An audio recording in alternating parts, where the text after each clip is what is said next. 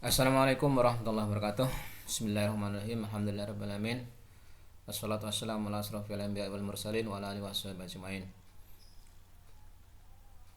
Baik, pada pertemuan kita kali ini kita akan mempelajari kompetensi dasar satu awal. Ini kita akan mulai dengan mempelajari kompetensi dasar 3.1, yaitu menjelaskan metode ilmiah, kemarin sudah. Kemudian hakikat ilmu kimia, ini yang sekarang. Keselamatan di laboratorium, kemarin juga sudah. Serta peranan kimia dalam kehidupan manusia. Kali ini kita akan mempelajari tentang hakikat ilmu kimia dan peranan kimia dalam kehidupan di pertemuan yang keempat ini. Hakikat ilmu kimia. Pada intinya, ilmu kimia yang dipelajari baik di sekolah, itu di sekolah SD, SMP, SMA, perguruan tinggi, bahkan S1, S2, S3, profesor, bahkan di luar itu, pada intinya adalah pada dasarnya mempelajari tentang empat hal. Yaitu mempelajari tentang perubahan materi. Materi A berubah menjadi materi B, itu dipelajari di ilmu kimia. Materi B menjadi C, itu yang dipelajari. Ini adalah kayu asal muasalnya berubah menjadi arang. Bagaimana prosesnya, bagaimana detail-detailnya, kejadiannya, itu yang dipelajari di dalam ilmu kimia. Ada reaksi fotosintesis, itu yang dipelajari di dalam ilmu kimia. Bisa terbentuk karbohidrat, itu dipelajari di dalam ilmu kimia. Jadi perubahan materi apa saja berubah menjadi apa saja, itu yang dipelajari di dalam ilmu kimia. Jadi kalau ingin mempelajari tentang perubahan suatu materi menjadi materi yang lain, itu akan dijelaskan dengan sangat jelas sekali di dalam ilmu kimia. Oke ya. Kemudian hal dasar kedua yang akan dipelajari di dalam ilmu kimia itu yaitu tentang perubahan energi. Dia akan mempelajari energi. Energi ini akan dipelajari baik asal muasalnya, baik jumlahnya, baik kadarnya, kuantitasnya maupun kualitasnya akan dipelajari. Sama seperti halnya kita mempelajari massa. Massa misalkan beras, 1 butir beras massanya berapa, itu bisa ditimbang. 2 butir berapa, 3 butir, 100 butir, 1000 butir, itu massanya bisa ditimbang. Begitu juga tentang energi ini. Energi itu massanya pun bisa dijadikan suatu satuan kuantitas tertentu. Nanti kita akan mengenal namanya joule, kilojoule, 1 juta joule, 1000 joule, 1 miliar joule. Satuannya nanti satuan kuantitasnya joule. Dari mana berubahnya dari sekian menjadi sekian, itu akan dipelajari. Mana energi yang lebih besar antara pembakaran bensin LPG jenis metana dengan LPG jenis etana? Energi mana yang dihasilkan yang lebih besar? Itu dipelajari di ilmu kimia. Bensin dengan solar, setiap 1 liternya menghasilkan energi, siapa yang menghasilkan energi yang lebih besar? Itu dipelajari di dalam ilmu kimia. Solar dengan LPG, setiap 1 liter airnya, mana energinya lebih besar? Kenapa dia bisa menghasilkan energi? Nah, itu semua akan dipelajari di dalam ilmu kimia. Bukan hanya itu saja, setiap apa saja yang baik zat, materi atau apa saja yang melibatkan energi, itu dipelajari di ilmu kimia. TNT misalkan bisa menghasilkan energinya berapa banyak. Lalu bom nuklir 1 gramnya bisa menghasilkan energi berapa banyak. Bagaimana kalau bom nuklir itu energinya menggunakan uranium, energinya berapa yang akan dihasilkan? Bagaimana kalau menggunakan plutonium, berapa energi yang akan dihasilkan? Bagaimana kalau menggunakan zirconium? Bagaimana kalau menggunakan unsur-unsur yang lain? Energi yang akan dihasilkan itu bisa dihitung dan bisa diketahui. Itu yang akan dipelajari di dalam ilmu kimia. Kemudian hal dasar di dalam ilmu kimia yang akan kita pelajari adalah struktur materi. Di sekolah sebelumnya SD, SMP mungkin kita akan sudah mempelajari tentang bentuk bangun ruang matematika. Ada segitiga datar, ada segi 4 datar, ada mungkin bujur sangkar, ada mungkin limas, ada mungkin segi 4 piramida, ada mungkin jigsaw, ada mungkin jajar genjang. Itu adalah bangun ruang di matematika, dan itu pun kita akan mempelajari. struktur suatu senyawa itu mempunyai bentuk struktur, mempunyai susunan antar atom, membentuk suatu struktur tersendiri. Ini kebetulan sini unsur Xe ini dengan F, Xe dengan F, Xe dengan F, Xe dengan F, kebetulan ini senyawanya adalah XeF4. Dia ini ada pasangan elektron bebas di sini, ada pasangan elektron bebas. Ternyata XeF4 itu strukturnya adalah segi 4 datar. Nah, kenapa bisa jadi segi 4 datar? Itu dipelajari di dalam ilmu kimia. Bagaimana kalau Fe/F6? Bisa enggak? Bisa, nanti sini ada F, sini ada F. Oh, sini ada 2, nanti F-nya di sini sama F-nya di sini. Bagaimana bangun ruangnya? Nanti akan membentuk bangun ruang yang lain. Apa cuman bisa XeF5? Tadi F-nya F6, sini Fs, sini F.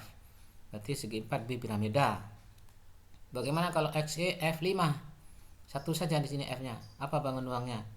Berarti piramida adalah segi 4. Nah, setiap senyawa, setiap molekul yang gabungan antara atom dengan atom-atom yang lain bentuk suatu senyawa itu akan mempunyai bentuk-bentuk tersendiri yang khas.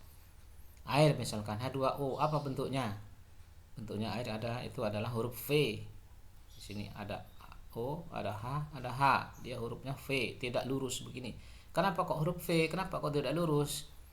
Itu dipelajari di dalam ilmu kimia. Nanti akan dikenal ada PeB, ada pasangan elektron bebas, ada konfigurasi elektron yang stabil, bahwa di luar itu harus jumlahnya 8. Kenapa harus 8? Karena memang mereka stabilnya 8. Bagaimana kalau lebih dari 8? Dilepaskan 1, pokoknya maunya 8. Bagaimana kalau 7? Mengambil 1, pokoknya maunya 8. Jadi kalau lebih 1 dilepas, kurang 1 mengambil miliknya yang lain. Ini itu keadaan yang stabil. Nah, begitu menjadi dasar dalam struktur materi, struktur suatu unsur dipelajari di dalam ilmu kimia.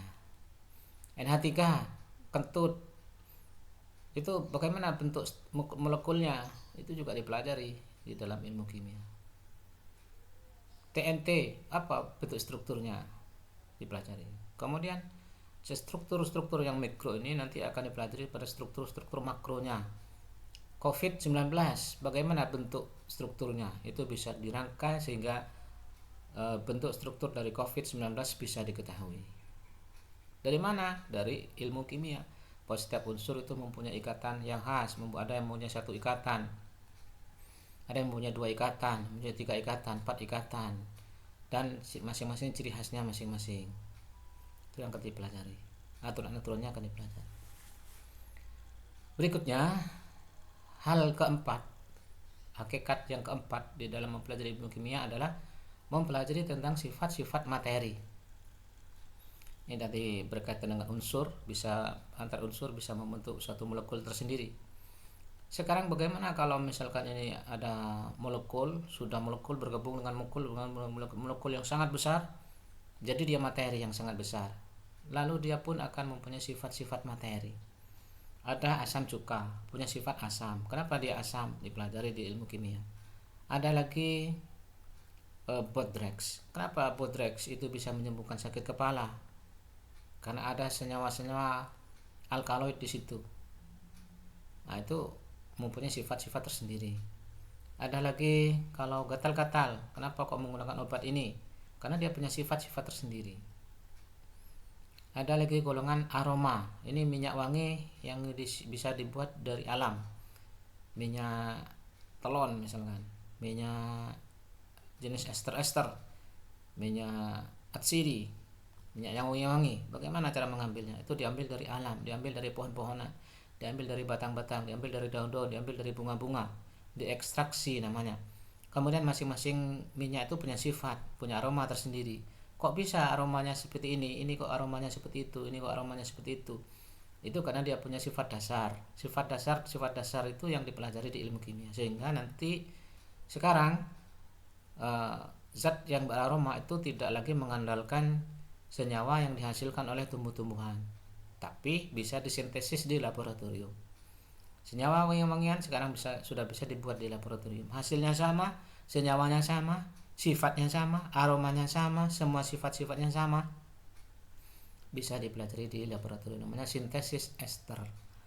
Dari berbagai macam senyawa wangi-wangian, bahkan wangi-wangian dari dari hewan-hewan yang bau tengik seperti bau yang ada di sawah itu biasanya yang sangat bau sekali, ada hewan yang sangat bau waktu ada musim padi. Itu pun senyawanya bisa disintesis di laboratorium. Kenapa? Senyawa-senyawa itu dipelajari di dalam ilmu kimia. Sekarang bisa disintesis. Butuh senyawa asap apa saja dibuat, butuh aroma telon bisa dibuat, butuh aroma duren bisa dibuat, butuh aroma mangga bisa disintesis, butuh aroma minyak kelapa, butuh aroma kelapa muda bisa dibuat di laboratorium. Kenapa? Karena sifat-sifat dari senyawa-senyawa itu sudah bisa dipelajari, sudah bisa dikuasai dan bisa disintesis. Nah, itu obat-obatan pun kenapa itu yang obat-obatan yang dilarang itu kenapa kok dilarang? Karena itu efek sarafnya sebentar tapi efek merusaknya jangka panjang. Efek kebaikannya sebentar tapi efek perusaknya jangka panjang. Seperti sabu-sabu, kenapa dilarang? Karena diketahui dari sifat materinya dia hanya bisa memberikan halusinasi sesaat. Dia merasa fly, dia merasa enak, dia merasa menjadi Superman dalam waktu sesaat, hanya dalam waktu sesaat, beberapa menit saja jadi Superman dia naik ke atas, dia turun naik ke lantai 1 sampai lantai 10, naik 5 kali tanpa merasa lelah. Tapi setelah efek obatnya habis, dia pun tepar, bahkan ada yang sampai mati. Itu kenapa sabu dan teman-temannya itu dilarang. Sabu dilarang, sabu-sabu pun dilarang, sabu-sabu pun dilarang, sabu pun dilarang, sabu dan teman-temannya dilarang. Kenapa? Karena diketahui sifat materinya berbahaya. Itu ya. Jadi ilmu kimia itu mempelajari, pada dasarnya mempelajari 4 hal. Yang pertama, perubahan materi. Yang kedua, perubahan energi. Yang ketiga, struktur materi. Yang keempat, sifat materi. Hakikat ilmu kimia itu ingat cuma ada 4 hal ini. Tuh. Harga materinya ya tidak dipelajari di sini, dipelajari di ilmu ekonomi. Berapa harga pil koplo ya di ekonomi dipelajari. Tapi secara kimia ya dipelajari 4 hal ini. Tuh ya. Hakikat ilmu kimia. Kemudian bagaimana peranan kimia dalam kehidupan sehari-hari? Nah, peranan kimia dalam kehidupan sehari-hari, hampir semua kehidupan sekarang sudah hampir semua sisi-sisi kehidupan sekarang sudah menggunakan ilmu kimia yang hasil dari sintetis. Misalkan di bidang farmasi sekarang banyak dihasilkan obat-obatan, ribuan bahkan jutaan jenis obat-obatan baru, bukan jutaan, mungkin triliunan obat sudah dihasilkan di bidang farmasi ini. Kenapa? Karena tadi bisa mengetahui sifat-sifat materi, bisa mengetahui struktur materi, sehingga bisa menghasilkan obat-obatan di bidang farmasi. Triliunan mungkin obat-obatan sudah bisa diketahui untuk mengobati berbagai macam penyakit. Yang kedua, di bidang industri. Kalau zaman dulu ketika masih belum ada bensin, masih menggunakan kuda sebagai transportasi, masih menggunakan jalan kaki, masih menggunakan ilmu melipat bumi dan berlari sekencang-kencangnya. Nah, sekarang sudah tidak. Sekarang sudah bidang industri, sudah bisa diproduksi bensin, solar, sehingga ada sepeda motor, ada mobil, ada pesawat terbang, ada pesawat jet. Sudah berubah setelah ditemukannya kimia dalam kehidupan sehari-hari. Selain itu juga dapat, selain dari hasil penyulingan seperti itu, bisa dibuat dari hasil sintetis. Ribuan senyawa baru sekarang dibuat dari golongan senyawa hidrokarbon. Seperti misalkan plastik, berbagai macam plastik sudah bisa dihasilkan. Ratusan ribu jenis plastik sudah bisa dihasilkan dan digunakan dalam kehidupan sehari-hari kita. Mulai dari plastik kresek, mulai dari plastik macam-macam sudah bisa dihasilkan. Itu kenapa? Karena dapat disintesis, sintesis dibuat di laboratorium, lalu diproduksi massal, dicetak massal, dijual kemana-mana ke berbagai penjuru dunia. Ada senyawa-senyawa plastik. Ada juga karet sintetis. Karet sintetis pun dibuat sekarang dengan berbagai macam sifatnya. Ban sepeda motor misalkan itu dari karet. Kenapa bisa keras begitu? Karena disintetis. Kalau menggunakan karet asli mungkin seperti karet ban itu sifatnya sama seperti permen karet. Dia lembek, tidak bisa digunakan sebagai ban. Kenapa bisa keras? Karena sifat kimianya dipelajari, akhirnya ditambahkanlah situ namanya belerang. Dicampur dengan belerang, sifat-sifat lembek karet bisa menjadi keras, sekeras ban-ban yang dipakai di sepeda motor itu tadi. Itu ban yang di luar. Bagaimana dengan ban dalamnya? Itu juga sama, itu disintesis dengan senyawa yang lain sehingga mempunyai sifat-sifat tertentu dan dimanfaatkan sebagai ban dalam. Dan berbagai macam jenis karet sintetis yang lainnya. Paralon itu juga produksi dari ribuan senyawa hidrokarbon. Paralon dan teman-temannya. Kasur busa juga itu adalah hasil produksi dari senyawa hidrokarbon ini. Masih temannya plastik kasur busa itu, cuman dalam proses pengeringannya dicampur dengan busa sehingga dia tidak mengering dalam keadaan datar, tapi dia mengering dalam keadaan berbusa. Busanya nanti hilang berupa gas sehingga bentuknya dia mengikuti bentuk dari busa itu. Dikenal dengan nama kasur busa. Padahal sebetulnya dia adalah plastik, sejenis plastik. Dia masuk golongan plastik karena plastik itu pun ciri-cirinya banyak sekali nanti jenisnya. Ribuan jenis, ada namanya PVC, ada namanya macam-macam jenisnya. Penggolongannya pun macam-macam, kelompok plastiknya apa pun macam-macam. Salah satunya kasur busa itu sekarang dipakai untuk kasur dan dipakai untuk mencuci, dipakai untuk ngelap mobil, macam-macam kebutuhan kehidupan manusia. Paralon dan banyak lagi itu adalah hasil dari sintetis senyawa golongan hidrokarbon di bidang industri. Sekarang ada timba golongan hidrokarbon, berbagai macam timba itu ya. Di bidang teknologi ini teknik-teknik, cara-cara. Ya dulu ada komposisi logam, sekarang ada komposisi logam. Mesin misalkan, mesin sepeda motor dengan mesin mobil, apakah sama? Itu sama-sama aluminium. Mesin sepeda motor itu adalah aluminium. Apakah sama dengan komposisi aluminium yang dipakai untuk di rumah-rumah sebagai tiang rumah, sebagai atap rumah? Itu aluminium galvanum. Apakah sama? Tidak sama. Kenapa? Itu adalah logam yang dicampur dengan logam-logam yang lain dengan komposisi tertentu sehingga mempunyai sifat yang tahan panas. Nah, dipelajari juga di dalam ilmu kimia, komposisi senyawa. Apa kaitannya ini dengan struktur materi? Kenapa dia bisa kuat? Kenapa dia bisa kokoh? Karena strukturnya sangat kokoh. Struktur yang satu dengan satu yang lain tidak ada rongga-rongga. Kalau masih ada rongga, maka muncullah sifat lembek. Kalau sudah tidak ada rongga, dia kokoh dan tidak bisa bergeser sedikit pun. Dikenal dengan nama baja. Baja itu adalah besi dan karbon dengan komposisi tertentu sehingga tidak ada rongga-rongga kosong. Rongga-rongga kosong itu sudah ditempati oleh karbon dengan tempat yang sempurna sehingga dia dikenal dengan baja. Tidak sulit untuk bisa digeser. Begitu juga ini komposisi logam pada mesin sepeda motor, bukan aluminium sama dengan galvanum, bukan, tapi sudah dicampur dengan logam-logam yang lain sehingga menghasilkan produk yang sangat keras dan tahan panas. Di bidang apa dia? Di bidang teknologi. Baja ringan juga bisa dihasilkan. Bagaimana cara mengolah baja ringan? Bagaimana cara mencetak aluminium itu? Nah, ini dari mana menghasilkan aluminium? Senyawanya diperoleh dari mana? Di alam, di tanah, di batu-batuan. Bagaimana cara mengolahnya? Bagaimana cara melelehkannya? Bagaimana cara mencetaknya? Itu dipelajari di dalam ilmu kimia dan peranan.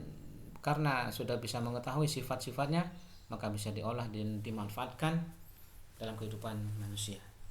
Superkonduktor, kalau konduktor sekarang di kabel-kabel itu bahannya adalah tembaga. Tapi sekarang sudah dikenal berbagai macam logam-logam yang sifatnya superkonduktor. Artinya panas yang dihasilkan itu sampai semua. Kadang-kadang yang konduktor biasa itu kalori yang dihantarkan itu ada 1000 joule, sampai cuman 200 joule. Kemana 800-nya? Hilang di jalan, dikorupsi oleh udara. Kenapa? Dia bukan superkonduktor. Tapi kalau superkonduktor, kalori yang dihantarkan itu ada 100 joule, nyampainya 100 joule. Superkonduktor. Tidak ada yang hilang, tidak ada yang dikorupsi. Dan banyak lagi di bidang teknologi yang lain. Bahkan sekarang teknologi, yaitu teknologi pesawat siluman. Kenapa kok bisa siluman? Karena dia non logam. Apa komposisinya?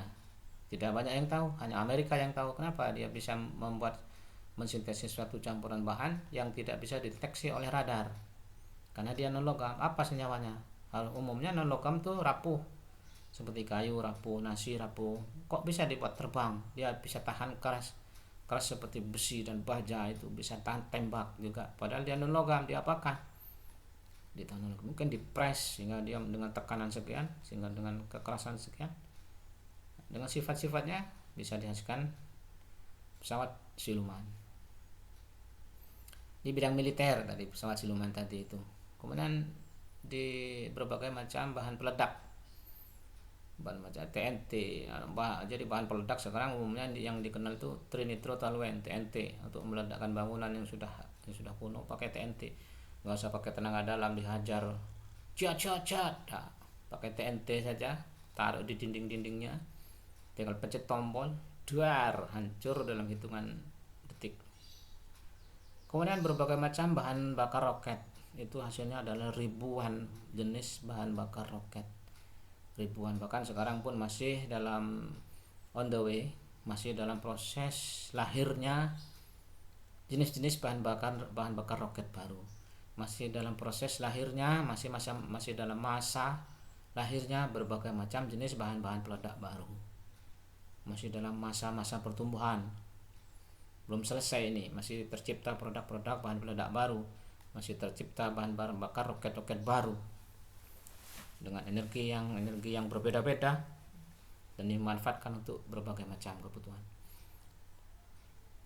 Bahkan sekarang sudah mulai diciptakan baterai mobil ringan yang bisa dipakai dari Jakarta ke Bali PP tanpa harus dicas. Bagaimana teknologinya itu? Nah, itu ada dipelajari di dalam ilmu kimia. Tentu nanti itu akan berpasangan dengan ilmu fisikanya, berpadu dengan ilmu fisika, berpadu dengan ilmu kimia, sehingga dihasilkanlah baterai listrik yang bisa berangkat dari Jakarta, Bali, PP tanpa perlu dicas. Itu kalau dibandingkan dengan bensin sepeda motor tuh butuh berapa liter dari Jakarta Bali itu. Padahal baterainya kecil, seukuran bantal